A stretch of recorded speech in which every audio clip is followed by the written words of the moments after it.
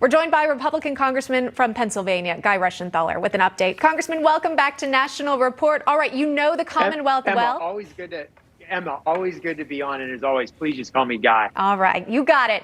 I know you know your Commonwealth well, the state well. Tell me about what you're sensing from voters as we get closer to the midterms. Does Dr. Oz have a chance here?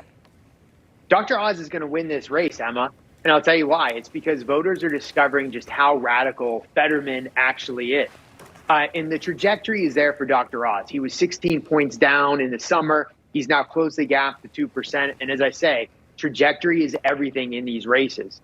And if you just look at the issues here, Emma, voters in Pennsylvania are very concerned about economic issues, including inflation, and also crime.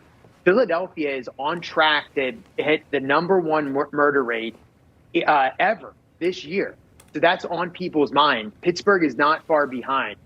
And when it comes to Fetterman, this is a guy that has released about 10,000 inmates under the Wolf and Fetterman administration. He said that he wants to release 1,200 individuals currently incarcerated for second-degree murder. Fetterman has said he doesn't believe in second-degree murder. And he's also, in his role in the Board of Pardon, he's also released first-degree murderers back onto the street. That is not playing well for voters back in Pennsylvania, and that's why Dr. Oz will defeat Fetterman this fall. Yeah, crime being a top issue. The Washington Free Beacon reporting that Fetterman had voted to free a murderer who hacked an innocent man to death with garden shears. So I think that was what Dr. Oz might have been referring to when he said he was most pro-murderer there. Just kind of shocking when you're taking a look at this whole campaign, big picture, and yet we haven't really heard much from John Fetterman, right? He's made several campaign stops addressing some crowds along the way, but we won't hear the two men actually take the debate stage until later next month, and yet voting has opened up. Tell me about the impact that might have on voters' decisions.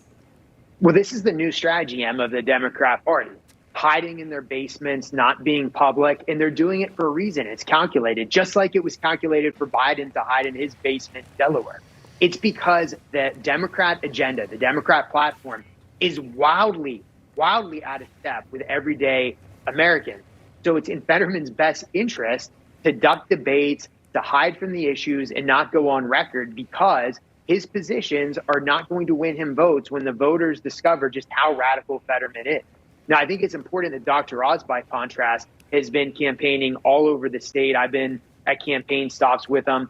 He's met very well, received very well. So Dr. Oz and the Oz campaign will continue to run a standard campaign that we've seen in the past, where you're actually interacting with voters.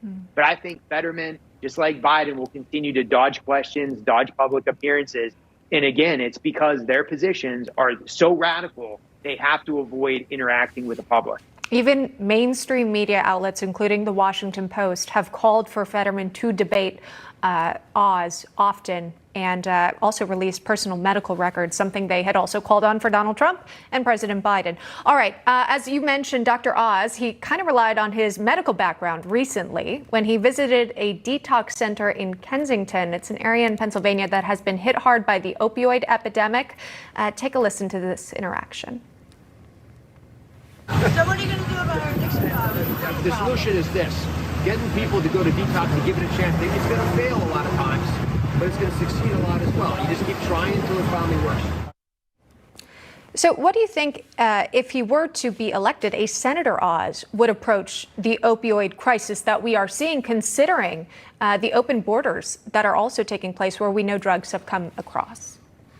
Well, it's a multi-pronged approach that we have to take. And I know this from having been a district judge, but I can tell you this: fentanyl is a leading cause of death for individuals between 18 and 46 now in the United States. Pennsylvania leads in fentanyl deaths. We're third in fentanyl deaths, even though we're just the fifth largest state in population. So it is an issue in Pennsylvania, and something that Pennsylvanians have on their mind.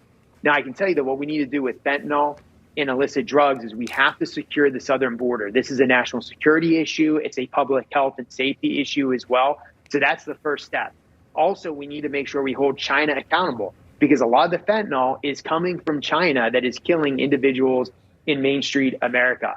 No, it's as far as the crime and the criminal aspect of this, we need to focus on the users, and we need to focus on those that are distributing the drugs. If you're a dealer, if you're a distributor, there should be stricter penalties for you, longer jail sentences. If you're a user, we need to make sure, just as Dr. Oz said, that we get these individuals in rehabilitation centers. It's much cheaper for taxpayers to get people help to break addiction than it is to just jail them.